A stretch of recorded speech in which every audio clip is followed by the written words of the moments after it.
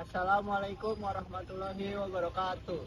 Salam Om Swastiastu, salam kebajikan, salam sejahtera bagi kita semua. Tabipun. Ya pun. Perkenalkan, kami dari kelompok 4 ingin menyampaikan presentasi tentang manajemen teknologi di perusahaan media dan informasi. Sebelum itu, kami punya pantun nih. Di pinggir jalan ada penjual durian, memasak cumi dicampur nasi. Cakep. Untuk ibu dosen yang paling keren, izinkan kami memulai presentasi.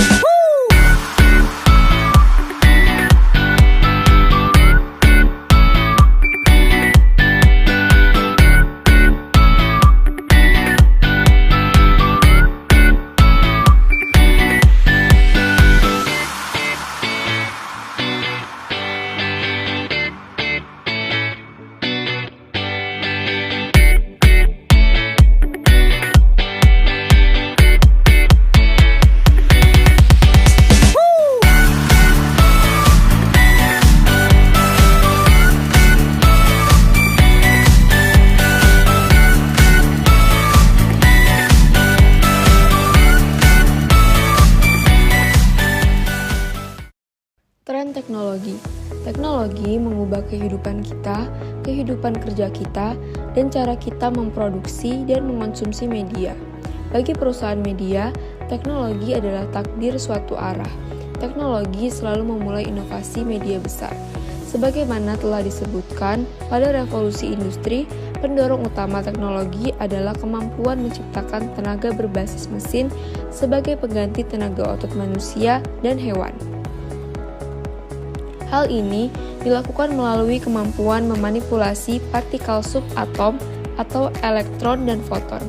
Melalui berbagai perangkat, diikuti dengan kemampuan merangkai perangkat-perangkat tersebut untuk menciptakan sistem dan aplikasi yang dapat memproses segala bentuk informasi berdasarkan sinyal biner.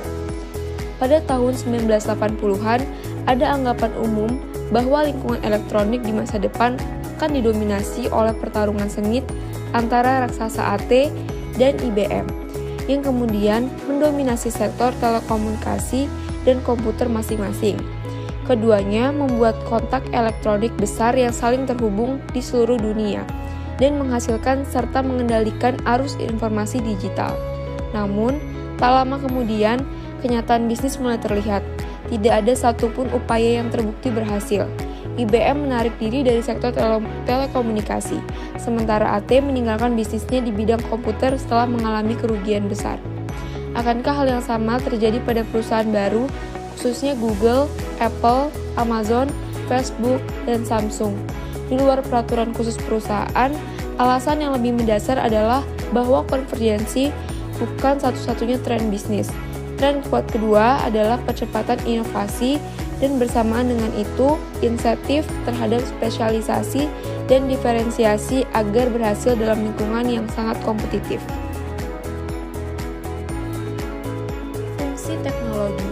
Teknologi memiliki berbagai fungsi yang sangat penting dan berdampak luas dalam kehidupan manusia dan masyarakat.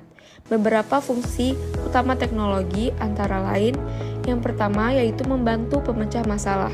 Teknologi sering digunakan untuk memecahkan masalah kompleks. Yang kedua, meningkatkan efisiensi. Teknologi dapat meningkatkan efisiensi dalam berbagai sektor, baik dalam produksi barang dan jasa. Yang ketiga, memudahkan komunikasi. Teknologi telah merubah cara berkomunikasi, dari surat pos ke telepon, dan sekarang dengan internet, teknologi memudahkan komunikasi jarak jauh dan pertukaran informasi. Yang keempat, yaitu ada pengembangan dan inovasi. Teknologi mendorong pengembangan dan inovasi. Melalui riset dan pengembangan, teknologi memungkinkan penciptaan produk dan layanan baru yang dapat meningkatkan kualitas hidup. Yang terakhir, pendidikan dan pembelajaran. Teknologi telah memainkan peran penting dalam pendidikan dan pembelajaran. Dengan adanya perangkat digital, aplikasi, dan platform pembelajaran online, akses ke pengetahuan menjadi lebih mudah dan lebih luas.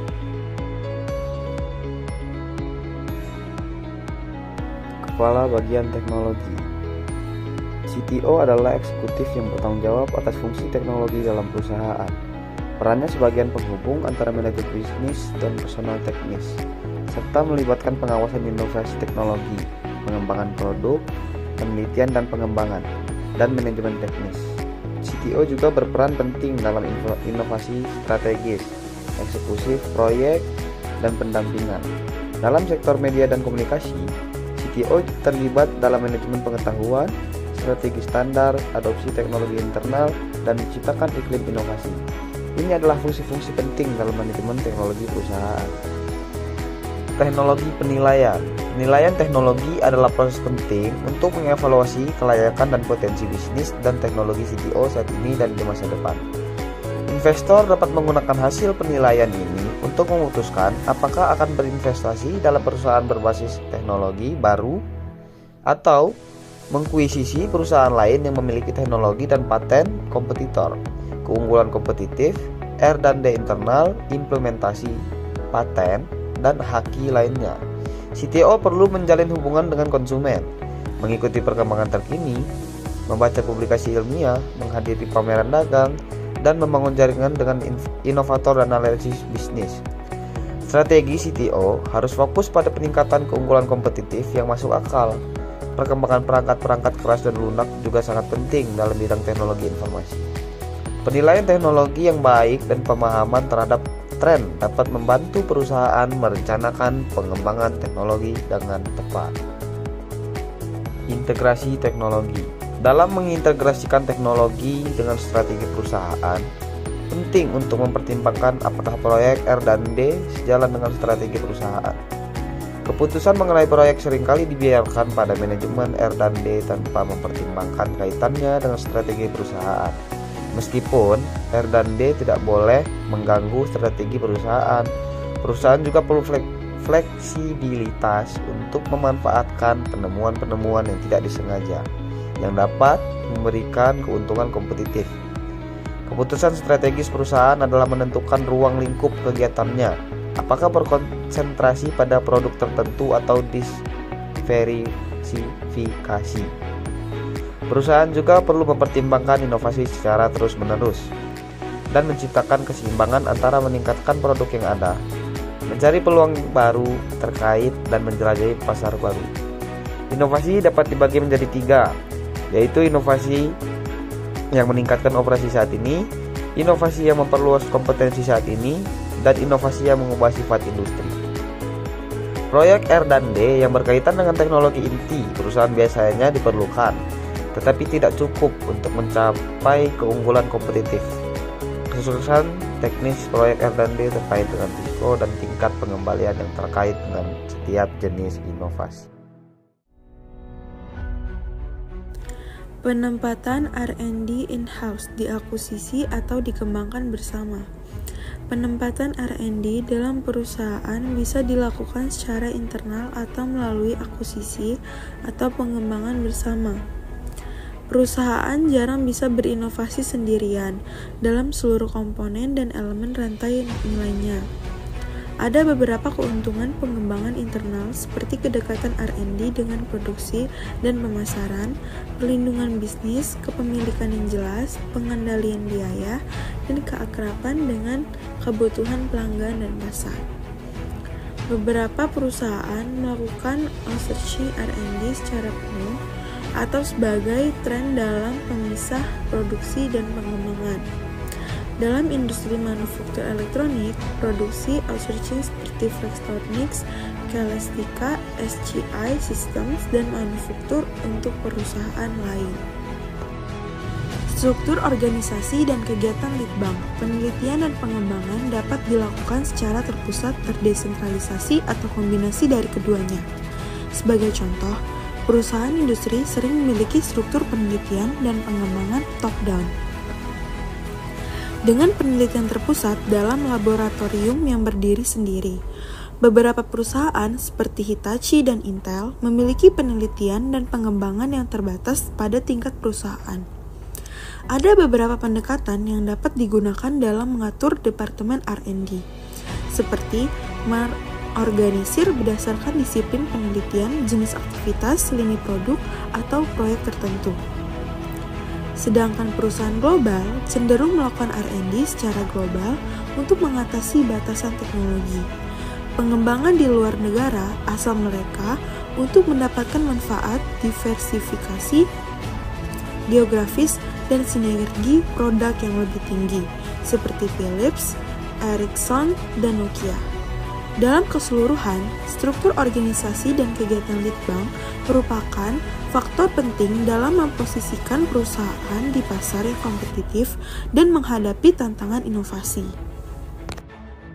Inovasi terbuka, penelitian dan pengembangan berbasis komunitas R&D. Cara mengatur R&D dengan menghubungkannya dengan pengembang dan pengguna. Perusahaan membangun platform dasar dan spesifikasi produk untuk mendorong pengembang membuat aplikasi, seperti Apple dengan aplikasi iPhone-nya. Beberapa perusahaan menerapkan metode manajemen besar untuk menghasilkan inovasi berbasis pengembang. Contohnya, BMW yang memberikan akses perangkat lunak mereka kepada pengembang independen melalui lab inovasi pelanggan online. Perusahaan lain seperti Electrolux dan Visa juga memberikan akses kepada pengembang untuk menciptakan inovasi pada peralatan dan kualitas pangan. Media sosial seperti Facebook juga memberikan kesempatan bagi pengembang game melalui pusat pengembang game mereka. Selain itu, metode inovasi terbuka juga digunakan di mana komunitas pengembang bekerja menciptakan produk inovatif. Metode ini tidak hanya mengurangi biaya pengembangan, tetapi juga meningkatkan loyalitas pengguna dan memungkinkan perusahaan untuk mengimpor barang dengan biaya rendah dan nilai yang tinggi. Penganggaran dan inovasi. Biaya riset dan pengembangan meningkat karena inovasi menjadi lebih sulit dan biaya inovasi berikutnya meningkat. Umur ekonomi inovasi pendek karena persaingan, globalisasi, dan konvergensi. Manajer perusahaan seringkali menuntut percepatan aktivitas pengembangan teknologi. Namun, mempercepat waktu proyek dapat meningkatkan biaya dengan signifikan. Penting untuk mengendalikan biaya penelitian dan pengembangan sambil mempertahankan inovasi. Terdapat beberapa cara untuk menurunkan biaya penelitian dan pengembangan, seperti membentuk konsorsium dengan perusahaan lain, outsourcing, lisensi masuk dan keluar, serta modularisasi. Beberapa perusahaan teknologi besar menghabiskan miliaran dolar untuk penelitian dan pengembangan setiap tahunnya. Namun, bagaimana banyak yang harus dikeluarkan oleh perusahaan ditentukan oleh kondisi keuangan dan tujuan perusahaan tersebut. Meskipun mungkin menghentikan penelitian dan pengembangan dalam jangka pendek terlihat cocok, namun hal tersebut dapat merugikan jangka panjang perusahaan. Metode untuk memperkirakan anggaran penelitian dan pengembangan termasuk membandingkan dengan pesaing, menyesuaikan dengan produk baru pesaing, atau menentukan keuntungan tambahan dari penelitian dan pengembangan tambahan. Produktivitas pengeluaran penelitian dan pengembangan dapat diukur dengan output seperti jumlah hak paten. Namun, hak paten hanyalah faktor penentu kesuksesan finansial perusahaan. Pengukuran kinerja penelitian dan pengembangan dapat menggunakan lebih dari 50 matriks. Menerapkan aliansi penelitian dan pengembangan. Aliansi penelitian dan pengembangan memungkinkan perusahaan memperoleh dan menciptakan teknologi baru melalui kerjasama dengan perusahaan lain. Keuntungannya antara lain mengumpulkan bakat, skala ekonomi, pembagian risiko, memanfaatkan keunggulan komparatif, menarik bakat, merangsang inovasi internal, dan meningkatkan kecepatan serta mengurangi biaya melalui kerjasama. Namun, ada juga kelemahan dalam kolaborasi ini, seperti transfer pengetahuan ke pesaing, biaya koordinasi dan kontrak, hilangnya kendali, dan rendahnya kemampuan untuk memperoleh keuntungan dari inovasi.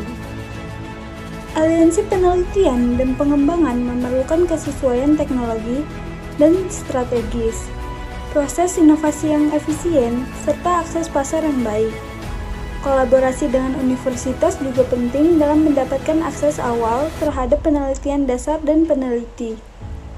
Contohnya adalah hubungan perusahaan-perusahaan Silicon Valley dengan Universitas Stanford dan Berkeley, serta perusahaan-perusahaan di Boston dengan Universitas Harvard dan MIT.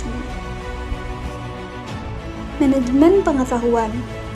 Manajemen pengetahuan adalah pengorganisasian dan distribusi informasi, pengalaman, dan kebijaksanaan di dalam perusahaan. Tujuannya adalah untuk berbagi pengetahuan dan melindunginya. Alat manajemen pengetahuan meliputi metadata untuk pencarian dokumen, pemetaan pengetahuan, menciptakan komunitas praktik, perangkat lunak sosial, dan mesin pencari internal. Model tarik digunakan untuk mengoperasikan mesin pencari dan mengurangi duplikasi informasi. Selanjutnya, perusahaan dapat menggunakan model mendorong untuk menyebarkan pengetahuan secara selektif kepada orang-orang dan fungsi dalam organisasi. Beberapa perusahaan telah menunjukkan Chief Knowledge Officer untuk memanfaatkan pengetahuan R&D mereka dengan lebih baik, seperti yang dilakukan oleh Dow Chemical yang berhasil menghemat sekitar $50 juta selama 10 tahun dan meningkatkan pendapatan paten mereka. Strategi standar. CTO berperan sebagai penghubung perusahaan dengan komunitas riset luar, seperti universitas, laboratorium pemerintah, asosiasi profesional, dan perusahaan lain. Standar dan upaya standarisasi juga penting dalam teknologi media, seperti kecepatan putar DVD, jumlah baris pindayan, dan rasio lebar dan tinggi gambar TV. Persaingan dan konflik sering terjadi dalam perebutan hak-hak standar. Standarisasi mendorong interoperabilitas, memperluas pasar, dan mengurangi biaya. Namun, ada teknologi eksklusif yang menjadi de facto standar, seperti DOS Microsoft dan Windows. Standar juga membantu mengurangi ketidakpastian konsumen dan menghindari penguncian konsumen pada perusahaan tertentu.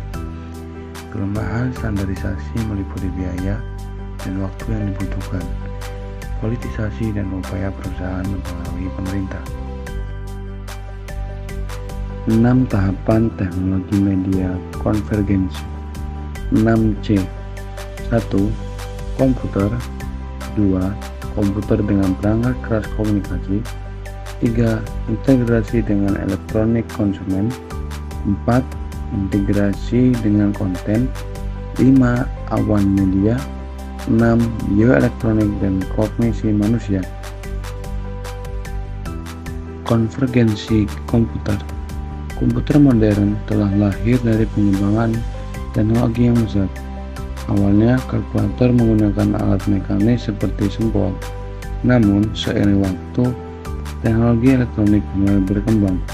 Transistor berbasis solid state menggantikan tabung vakum pada tahun 1950-an, dan mikroprosesor pertama Intel 4004 dirilis pada tahun 1971. Mikroprosesor terus berkembang dengan menambah jumlah transistor dalam satu chip, dan kecepatan serta kinerja chip semakin meningkat. Mikroprosesor menjadi jantung dari revolusi informasi, dapat diprogram untuk berbagai fungsi dan menangani bit steering yang semakin panjang seiring waktu. Konvergensi komputer dengan perangkat keras komunikasi. Konvergensi komputer dan telekomunikasi telah ada sejak abad ke-19. Semua orang menggunakan telekomunikasi dalam aktivitas sehari-hari di rumah, kantor, pantai, dan saat menjelajahi web. Perangkat keras telekomunikasi dibagi menjadi konsumen dan infrastruktur jaringan. Serta optik merupakan alternatif canggih yang dapat mengirim sinyal dengan kapasitas besar dan jangkauan yang lebih panjang. Jaringan nirkabel menggunakan gelombang elektromagnetik untuk transmisi sinyal. Sementara jaringan telekomunikasi juga memiliki perangkat, perbedaan serta perusahaan yang mengalami perubahan kepemilikan. Perkembangan dalam telekomunikasi juga mempengaruhi pasar global.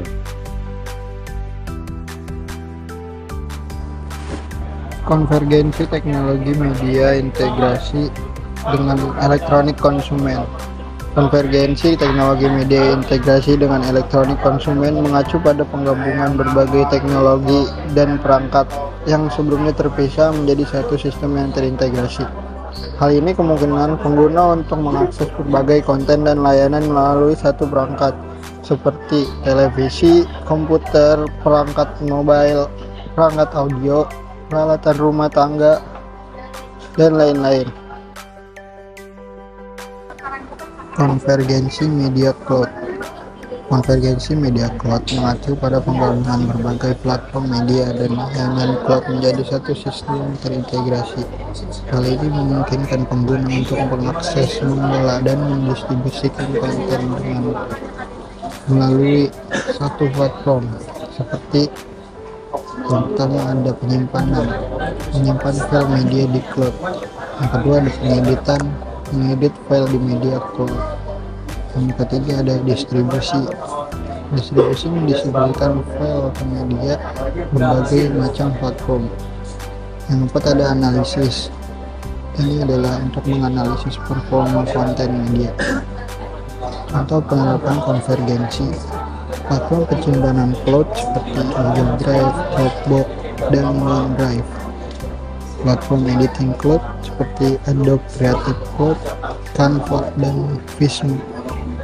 Platform distribusi cloud seperti YouTube, Vimeo, dan Dailymotion. Platform analisis cloud seperti Google Analytics, Adobe Analytics, dan Matomo. Konvergensi teknologi dengan bioteknologi dan kognisi manusia.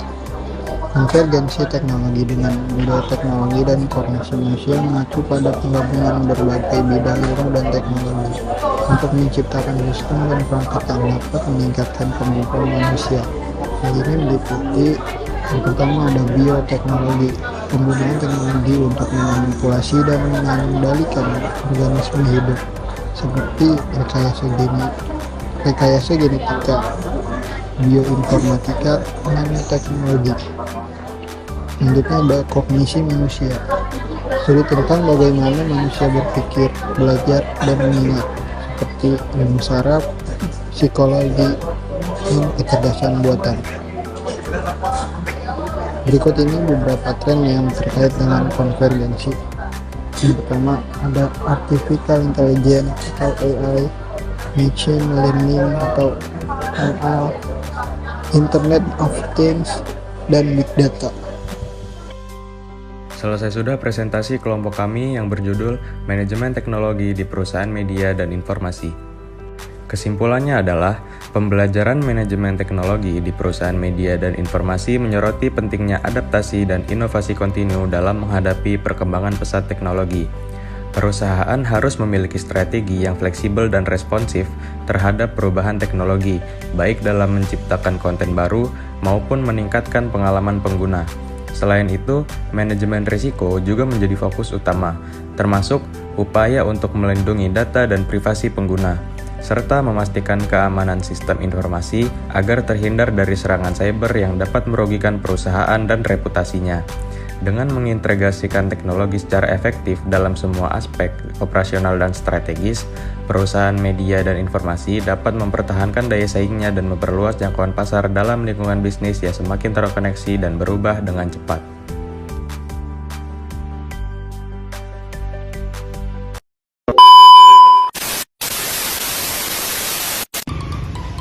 Assalamualaikum warahmatullahi wabarakatuh.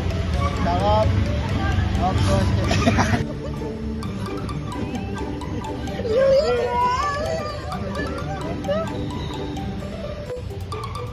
Assalamualaikum warahmatullahi wabarakatuh. Salam Om Swastiastu.